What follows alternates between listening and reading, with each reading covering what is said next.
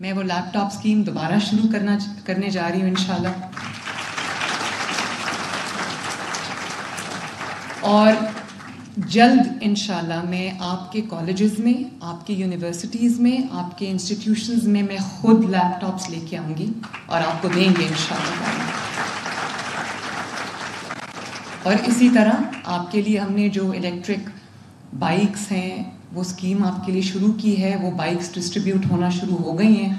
اور میں یہ چاہتی ہوں کہ جن بچوں کے پاس سواری نہیں ہے، جن کو اسکول، کالج، یونیورسٹی آنے جانے کے لیے دھکے کھانے پڑتے ہیں، کبھی کسی کی منت کرنی پڑتی ہے، کبھی کسی کے ساتھ جانا پڑتا ہے، تو ان کے پاس ایک اپنی باعزت سواری ہو اور خوبصورت سواری ہو جس پہ بیٹھ کے لڑکیاں ہوں یا لڑکیوں وہ جائیں اپنے اسکول اور ان کو کسی کی مدد کی ضرورت نہ پڑے. اور مجھے بڑی خوشی ہوئی، وہ بچوں نے بڑے کیئرفلی وہ بائکس کے ماڈل سلیکٹ کیے. ظاہر ہے بچے ہیں، دل کرتا ہے کہ اچھی چیز ہو، تو وہ اب ہم ان کو ڈسٹریبیوٹ انشاءاللہ تعالی. اور تقریباً 30,000 بائکس جو ہیں وہ ہم دے رہے ہیں، اور اس کو بھی میں بڑھاؤں گی تاکہ ہر بچے کے پاس اپنی سواری ہو. اور ابھی لانا کتنی بسز ہیں؟ 40 جو ابھی ہم دینے جا رہے ہیں.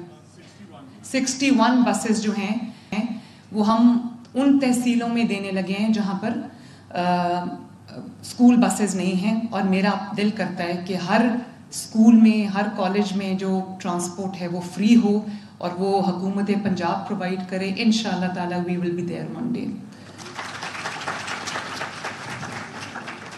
اور اس کے علاوہ Nawaz Sharif I T city Pakistan کا پہلا آئی ٹی سٹی ہے جس کو ہم شروع کر رہے ہیں، جس کے اندر آپ سب کے لیے میں پاکستان کی پہلی آرٹیفیشل انٹیلیجنس یونیورسٹی بنانے جا رہی ہوں، اے آئی یونیورسٹی. کیونکہ میں یہ چاہتی ہوں کہ آپ جب اپنے اسکول سے فارغ ہو جاؤ اور جو آپ کے دل میں ہے کہ آپ نے یہ بننا ہے، کوئی پروفیشن اختیار کرنا ہے، تو اس کے لیے جو تعلیم ہے وہ آپ کو اعلیٰ تعلیم جو ہے وہ ملے، تاکہ جب آپ تعلیم حاصل کر کے نکلو، اسپیشلی جو اے آئی ہے اور جو آئی ٹی سے ریلیٹڈ آل فیلڈز ہیں، ان کی دنیا میں اب بہت مانگ ہے، تو آپ کو در بدر بھٹکنا نہ پڑے، آپ کو نوکری بھی ملے، آپ کو اچھی جاب ملے، آپ کو اچھا روزگار ملے، تاکہ والدین نے جو ایک ایک کر کے محنت جو آپ کے ساتھ کی ہے، آپ کی فیسیں ادا کرنے میں ان کو مشکلات پیش آئی ہوں گی، آپ کا وہ پک اینڈ ڈراپ کے اندر وہ انہوں نے ایک اپنا ٹائم جو ہے وہ صرف کیا ہوگا، تو اب آپ کا پے بیک ٹائم ہے. میں یہ چاہتی ہوں کہ آپ کا جب اپنے ماں باپ کو پے بیک ٹائم آئے تو اس میں میں آپ کی مدد کروں انشاءاللہ تعالی. ماں باپ کا اتنا بڑا حق ہے. میں آپ کو 2 چیزیں بتاؤں، اگر 2 چیزیں، ماں باپ کی عزت، ان کی تکریم کرنا، ان کی عزت کرنا اور محنت کرنا، یہ 2 چیزیں اگر آپ کے اندر ہیں تو آپ کو دنیا کی کوئی طاقت ترقی کرنے سے نہیں روک سکتی.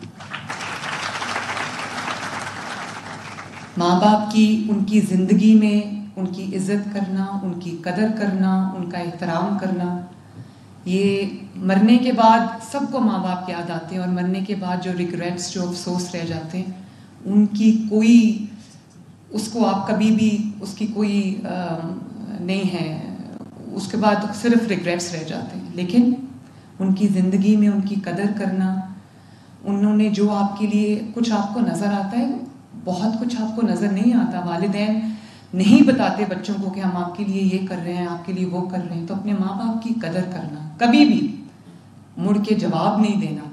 وہ غصہ کریں، وہ کچھ کہہ جائیں، چپ کر کے سر جھکا کے سننا ہے. کیونکہ قرآن کہتا ہے کہ اپنے ماں باپ کے آگے اپنے پر بچھا دو.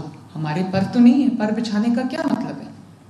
پر بچھانے کا یہی مطلب ہے کہ جھک جاؤ ان کے آگے. تو یہ میں آپ کو آنیسٹلی، میں یہ سمجھتی ہوں کہ آج میں جہاں پہ کھڑی ہوں اس میں میرے اللہ تعالیٰ کا جو فضل ہے، اس کے بعد میرے ماں باپ کی دعا ہے. اور میں نے اپنی والدہ کو دیکھا، اللہ تعالیٰ ان کو جنت الفردوس میں جگہ عطا فرمائے. میں نے ان کو دیکھا بچپن سے، وہ کہتی تھیں کہ میرے سے زیادہ عزت اگر ایک شخص کی تمہیں کرنی ہے تو وہ آپ کے استاد ہیں. اپنے اساتذہ کی عزت کرو. آپ کو یہاں تک پہنچانے میں ان کا بہت بہت بڑا ہاتھ ہے. تو میں آپ کے اساتذہ کو بھی میں مبارکباد پیش کرنا چاہوں گی. اور میں پنجاب بھر کے اساتذہ, چاہے وہ پرائیویٹ سکولز کے ہوں چاہے وہ گورنمنٹ سکولز کے ہوں, آپ کے سر پہ ایک بہت بڑی ذمہ داری ہے. آپ صرف ایک جاب, ایک نوکری نہیں کرتے, آپ